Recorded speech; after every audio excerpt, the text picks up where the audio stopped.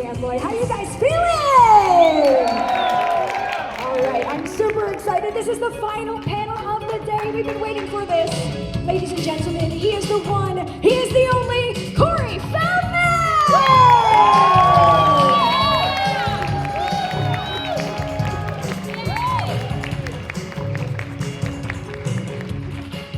How's it going? How you doing? All right. We got a donkey in the audience. We got a picture frame. So many exciting things. Bob Ross and a masterpiece is what we have there. Yes. Thank you so much for being here this weekend. And first, I wanted to say thank you. Heather. Of course. Love your nails. Thank you so much. I know you can't all appreciate it, but you got some very blinged out nails there. They are blingy, and I love your outfit as well. Thank you. And I wanted to say, first and foremost, thank you so much for taking the time to meet everybody that was in your line today. That was a feat, and you did it. So thank you for doing that.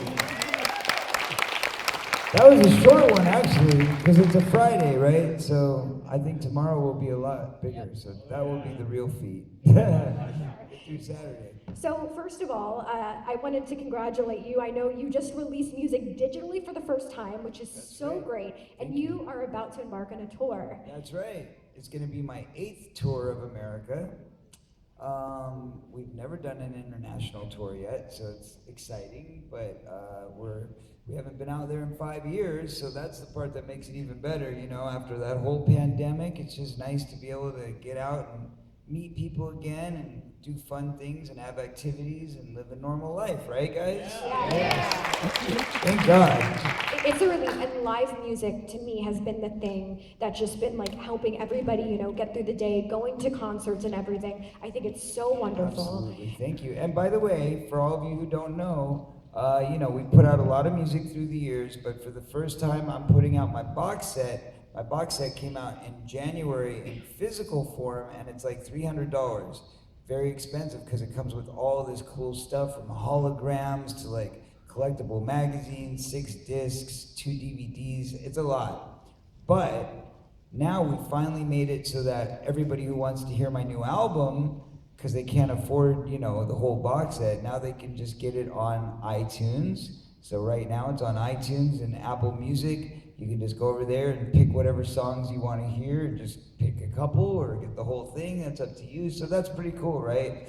So yeah, so it's available as we speak right now. It just came out last night or in the wee hours of the morning. Oh so there you go. Perfect timing. That's right, perfect timing. And I know, I saw that, is it true, you directed your own music video for Come Back King? Yes, that's true. I directed that video, and I also directed one for my new single, Without You, which should be out hopefully in the next week or so. So yeah, another exciting video to come. And when did your passion for directing come about? You know, I've always directed. I just don't take credit for a lot of things. But like a lot of my films in the last, I don't know, 20 years, 25 years, I've either produced or, you know, co-directed. I don't take credit. There's one film that I took credit. Originally I was gonna take credit on, and then I didn't really want credit for it because they kind of messed it up. So, like, blame somebody else for that one. Yeah. But I mean, like, movies like, I don't know if anybody here's seen The Birthday. Anybody see The Birthday? No? It's your homework, we're all gonna watch it. Yep, exactly. So The Birthday, which happens to be my favorite work I've ever done, by the way. It's a movie that we shot in Europe, and it was a Spanish director and writer and an all-Spanish cast, and it's really creepy and really dark, but, you know, it's a dark comedy, so it's still kind of funny and quirky and weird, and you can only find it on Amazon.ne or Amazon.de, which is the Netherlands or Germany. But anyway, you can find it there, and if you've got a code-free player because you're a video nut like I am, then you watch region-free movies all the time. So yeah. But anyway, so yes, it's a hard film to find, but it is definitely worth the treasure hunt. Absolutely. How complicated is it to be both like on screen and also have to direct yourself? Because that has to be pretty challenging. I love it. I'm a control freak, so like, I love doing it all. But you know, even as a producer, when I'm producing a film, you know, I tend to really influence a lot of what happens. So even going back to like say the second Lost Boys film, you know, they really came to me for so many things. You know, what do we do about the dialogue? How do we make it more legitimate? You know, because the whole idea was they wanted to recapture the essence of the first movie, which they missed the mark. I'll be honest, but they were almost there, and there was, you know, things that I helped along the way to make it more authentic, I guess you would say. I'd be like, oh no, Edgar wouldn't do that, or oh, the Frog Brothers wouldn't do that, or oh, you know, Sam wouldn't do that, you know. So there was a lot of that, and so much so that I think when it came to the third movie, they were like, okay, how about if you just like produce the movie, so that way, you know, we can actually get you to give us your advice all the time, and you know, not feel like they were getting it for free. So, you know, but I actually, on the third Lost Boys, I actually rewrote the whole script with the writer. We sat down with Hans, and we started from the beginning. Him and I started writing the, you know, there was a story originally, and then I didn't really like the story, so I helped change the story, and we got it crafted, and then I got in and actually wrote page for page, which I do a lot. You know, people don't realize, but I sit there and it's called ghostwriting. So I sit there and I scratch out the lines that are on the page, and I come up with something funnier, hopefully. How long did that take to rewrite the script for Lost Boys 3? We shot it in Africa, so I went there a day early before we started production, just so I could sit in the office all day and work on the script. But I did a rewrite basically in one day. Okay. Yeah. I was expecting like years, one day. No, that's what you have to do. A lot of times, because you know, they go in with a shooting script and the script is just not funny enough, or it doesn't feel like real, you know, like it doesn't sound like it's coming from those characters, and you have to change the dialogue to make sure that it actually fits the moment. And a lot of times I do that in improv. I just do it on the set, you know, while I'm there. But you know, when they ask me to actually come in and do a draft or ghostwriting, then I'll come in and I'll, you know, mark it up. Are there a lot of projects that you've gotten to work on that they do give you the opportunity to improv? Because I know I improv everything. Ever since Stand By Me. Stand By Me was the first time I wrote a line for a movie, which was in the junkyard. Oh, I hear the sound of a Coke. Thanks. Yay, Courtney, ladies and gentlemen. My Coca-Cola specialist. Anyway, wait, that was a good question. What was it? Improving. Oh, right. So Stand By Me in the Junkyard, that was my first time actually adding a line to a scene. But I borrowed that line from somebody else, which was actually Dan Aykroyd in Dr. Detroit. Yep. Anybody remember that one? Yes. Yeah, okay, cool. So, and then Lost Boys, I added several lines. One of them was like, Odor and the undead go together like bullets and guns, when we were like crawling through the cave. That was like the first line that I actually wrote that made it into a studio film, and I was like all excited at 15 years old, like, oh, they're gonna use my dialogue. But I didn't really sound like that, by the way. Oh my God! Imagine if like Edgar Frog was like, oh my God, how you doing? I'm gonna go kill those vampires. Let's get them. We're gonna steak them. Who ordered the steak? I'm just joking. So it's actually what, the 35th anniversary It of the Lost is, Boys? yes. 35 years. Can you believe it? No. I know. That means I must really be a vampire. Yeah, what are your secrets? Tell us everything. Really? You really want to know? Yeah. You really want to know? Yeah. Yeah? Okay. All right. Number one, I'm vegetarian. Okay. Haven't eaten an animal since the set of Stand By Me. Oh, wow. That's when I quit eating meat. Me and River, we did it together. And he was already vegan, by the way, but I was catching up. Don't drink alcohol, don't smoke cigarettes, don't do drugs. So if you cut out hard drugs, alcohol, cigarettes, and meat, you can be a vampire too. I want to join the club. Just Coca-Cola. That's it. Yeah, Coca-Cola, man. You gotta have that caffeine. You gotta have that energy. Well, since we did touch on Lost Boys and you also mentioned Stand By Me, obviously you've gotten to be part of so many iconic casts from, the Goonies to Stand By Me. Was there a cast that when you came in to do a script reading that you just instantly gelled with? All of them. All of them. Yeah, I mean, I've always gotten along with everybody. There's been very few people that I've worked with that I haven't liked. Dennis Miller. Dennis Miller would be the one guy that I could say, ooh, I did not like working with him. Isn't that crazy? I mean, think about that, right? That really says something.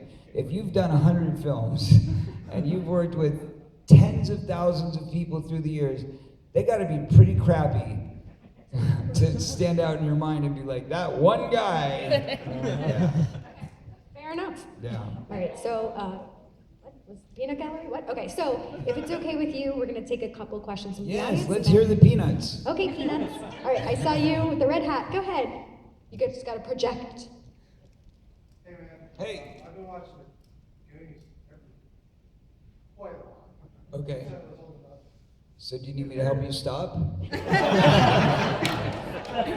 can work on this together. There's like gonna be a Goonies Anonymous or something like that. GA. Exactly. There's one thing you could do in the Goonies overlay years ago. What would it be? There's something I could do over. He knows. What? What is it? No, that's the wrong one. You got a deep voice for a donkey. Let me say that right now. Most donkeys I talk to don't have that deep of a voice. Thank you. I would say if there was something I could do over, yes, I would have kissed Andy instead of Steph. I would have snuck it in there, you know what I mean? Because I still got a crush on Carrie. Is there any talk of like maybe a Goonies remake? Well, let's hope not. You know, those remakes, they ruin everything. Yeah. Oh, you mean a sequel? A sequel. So you gotta be very careful with that wording, right? Because it's very fine print. You don't want a remake, because that's when they do what they did with like Ghostbusters with the girls. And no. That's the reaction. No. Yeah. Right? Thank So you for you your- want like a Top Gun sequel, right? That's how they did it right with Top Gun. Yeah. If you did another Goonies with the original cast, like there'd be a lot of happy people. Right, I agree. Unfortunately, the head Goonie, Richard Donner, passed away last year, sadly, which makes it a lot harder to make that happen. I actually remade your bicycle from the movie. You did? I sold it to a guy for $50 when I was 12 years old because I didn't know how much it would be worth one day. BMX collectors. Nice. Thank you for your question. Thank Thank you so you. much. I say we go to the donkey, Yeah, right? let's go We to the have donkey. Eeyore? Projection. It's an honor meeting you at long last. Oh wow, his voice got even deeper. Talk about the Goonies. Do you have any fond memories of doing that music video? The Goonies are good enough with Cyndi Lauper. Oh yeah. And if you do, what was it like working with Cyndi Lauper? Okay, very fair, you're fair. So basically, Cindy was great. She was great with the kids. She was very sweet. And, it was really fun working with all the wrestlers too. I really enjoyed that. They were so great with the kids. Most of them were really sweet. Iron Sheik wasn't so nice, but he's gotten better. Now he's funny because he's such a train wreck, right? He says the worst things. Has anybody ever seen his Twitter? Oh, it's the best. You got to follow his Twitter. He just says the most asinine, rude, terrible things to everybody. But he's an equal opportunity offender. I feel like you're totally gonna get tweeted at now. What an honor. No, you know what? But I love him. We're friends, so it's okay. He's become like friendlier, in his angry, hateful way. As he got older. Great question. Do you want to take one? Yes, sir. Okay, go ahead. Huge fan, nice to meet you. Thank you. One of my favorite movies you did was Gremlins. I wanted to know if you had any memories of working with Joe Dante. Of course. Well, Joe and I have done 3 projects together. I don't know if you knew that. Did you know that? You did? What are they? You, dude. What? Ah. See, The Burbs was number 2. Yep. There you go.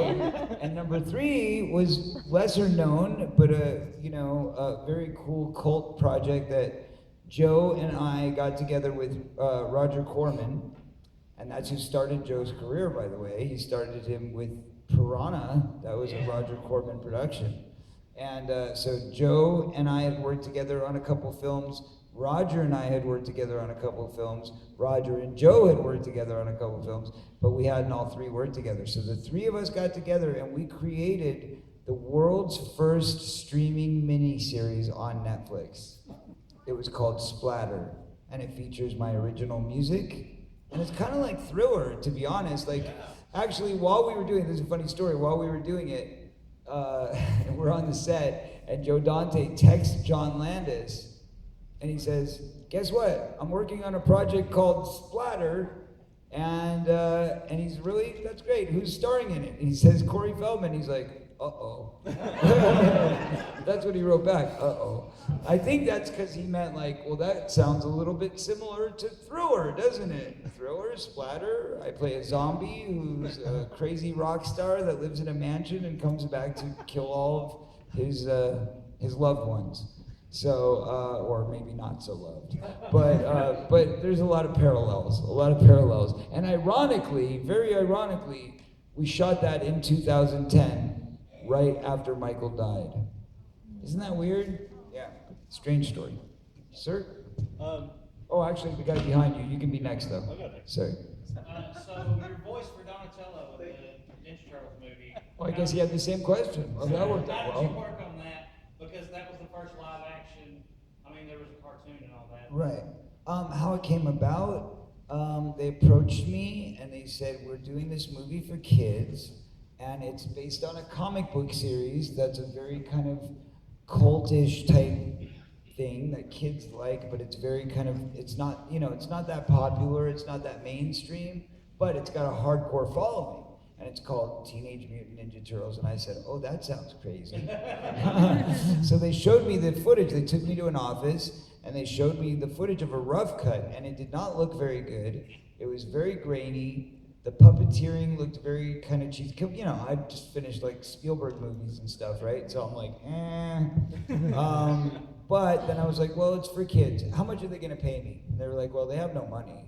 It's totally for scale, which means like the lowest you could get paid as an actor. And I'm like, oh, that sounds exciting. Yeah, okay, you know what? I'll do it for the kids. We'll consider it like charity. I'll do my first charitable, film, doing it for the kids. And then the movie comes out and makes $350 million. It ended up being the largest independent movie in history. So then they're like, hey, do you want to come back and do the sequel? And I'm like, oh, so now you can afford to pay me for real, right? And they're like, no, we'll still pay you scale. Not okay, but I was a sucker and I did it anyway.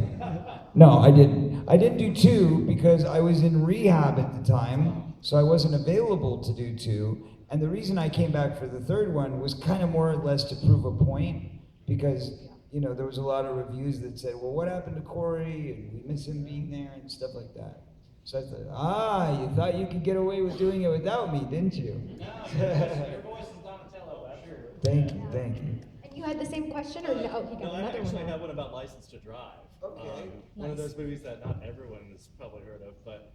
Well, it's not really a sci-fi horror fantasy kind of film, but that's all right. You can still ask. Do you have any just amusing kind of stories around that? Because I love that movie. It's like one of the first movies I saw you in. Oh well, that was a rocky period in my life, so I don't know if it would be really best suited for an all ages type. Yeah, I was a little out of my mind during that period, but that was a great time. Even though we were going through rough patches, but Corey and I had a good time together. I mean, we had a lot of bonding on that movie, more so than Lost Boys, because Lost Boys we bonded in the beginning, but we had different storylines and we weren't always together. Sometimes we were together, but we weren't always together. But on License to Drive, we were together every day, and he'd be at my house till you know, whatever time, or sometimes he'd sleep over. Ride and on your we'd- bike. No, I was driving. But, you know, I would like sometimes drive him to work because, you know, he wasn't driving, or he was, we were crazy. We'll just leave it at that. Do you want to take like another question or two? Or, Okay, sure. you- Somebody on this side of the room. How about this guy right here? Yeah, so when you did Dream a Little Dream, being such a young actor with so many older kind of legends. Oh, wow. Okay, I'm sorry, I was talking to that guy, but that's all right. Go ahead, finish your question. What about it? So you were a young man in that movie, and there were so many, most of the cast was older, almost legends. Right. What was that like being so young working with actors of that caliber? You know, I wish I appreciated it more. I knew who Jason Robards was, but I had no idea who Piper was or Harry Dean. I just didn't know. You know, I was a kid and wasn't really thinking about that kind of stuff. So it was cool, but I mean, the way I saw it from my perception, Harry Dean was a really bad alcoholic. And we had to, you know, kind of feed his alcoholism to get him through the production. It was tough. So anybody that worked with him knew, you know, it was quite the challenge, because he wouldn't come out of his dressing room without a pint, you know. And he would be, you know, not able to speak and, you know, that kind of stuff, and we'd have to kind of really coach him through it to get him going. But then once he started, he was great. I mean, very natural, right? I mean, he was so natural because he played him, and he was able to do that very well. Jason Robards, on the other hand, consummate professional, you know, such a legend, such an icon, the sweetest man, such a wonderful, sweet man, and so great with the kids. One thing I'll tell you, Jason Robards used to do to mess with Corey and I, is he would pop his dentures out. Oh, he would freak us out, you know, because we'd never seen a guy without his dentures in before, and he'd be like, we'd be like, "Ugh." You know, so that was kind of funny. Adorable. All Yeah, right. he was cute. Should we go to the gentleman? That Yes, the one that was raising his hand before, yes.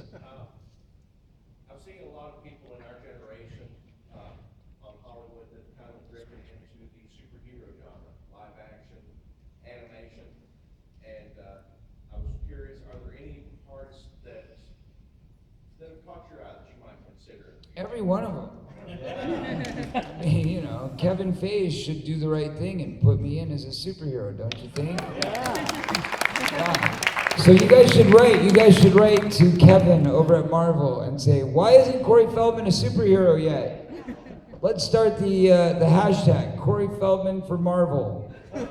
What do you think? Any characters you might identify with? Oh, I love them all. You don't understand. I was the kid that grew up dressing like superheroes my whole life. So, Spider-Man, Superman, Batman, you know, you name it. Literally, any of them. Iron Man. I'll play them all. I'll do like the one-man show. It'll be like Corey playing everything. No. And the bad guys too. Loki? Loki. Oh, well, maybe. I don't know if I'd want to be the dark guy though. Fair. I want to be a hero, you know? So, If I was going to be a bad guy, I'd want to play the Joker. That one, or the Riddler. I'd have a lot of fun with that too. Either one of those. if you could have a superhero ability, which ability would you like? X-ray vision. Good choice. Good choice. Nice. All right, let's take one final These question. glasses working properly.